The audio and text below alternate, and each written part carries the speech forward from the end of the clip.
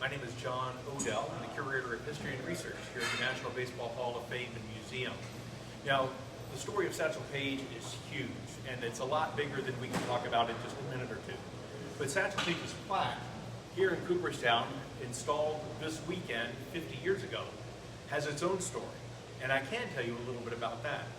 Now, we all know that Satchel Paige was a great pitcher, but you may not know how difficult it was for Satchel Paige to make it into the National Baseball Hall of Fame and Museum. The campaign to start getting Satchel Paige into the museum actually started before he even retired from Major League Baseball back in 1952. That was when Sport magazine first came out and said that Paige was such a great ball player in his prime, which is how no longer was, obviously, that he should be in the Baseball Hall of Fame. 10 years later, 1962, a group of people who loved baseball and appreciated Satchel Paige's work began an official committee for Satchel Paige to come to the Baseball Hall of Fame. But it really wasn't until 1966 when Ted Williams stood up at his own induction and said this: "Inside this building are plaques dedicated to baseball men of all generations, and I'm privileged to join them. Baseball gives every American boy a chance to excel, not to just be as good as someone else, but to be better than someone else. This is the nature of man and the name of the game, and I've always been a lucky guy to have worn a baseball uniform, to have struck out or hit a tape measure home run. And I hope someday the names of Satchel Paige and Josh Gibson in some way can be added as a symbol of the great Negro players that are not here only because they were not given a chance." That was 1966.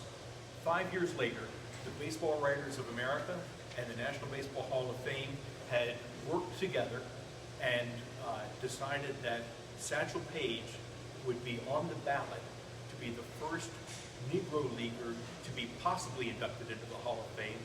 And in February 1971, he was. However, the announcement was supposed to be the crowning achievement for him, but the details of this mattered, because when the Hall of Fame announced where Satchel Paige's plaque was going to go, they announced that the bronze plaque listing his achievements will be hung in the National Museum, not the Hall of Fame Gallery, but the museum part, as part of a new exhibit commemorating the contributions of the Negro Leagues to baseball.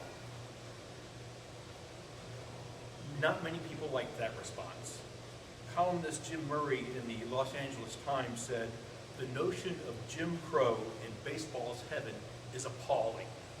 What is this, 1840? Either let him in the front of the hall or move the damn thing to Mississippi." Although publicly, Paige was proud to be brought into the Hall of Fame, privately he said the only change is that baseball has turned Paige from a second-class citizen into a second-class immortal. However, by the time summertime rolled around, the mood had changed. Baseball had realized its mistake.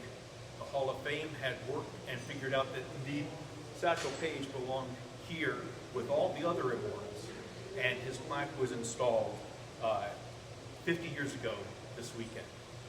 We're now getting ready to take it down to send it back out to Kansas City.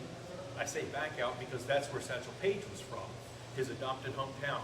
It's never left Cooperstown before, and we're thrilled to be able to share Satchel Paige's plaque with the people of Kansas City at the Royals ballpark and at the Negro Leagues Museum.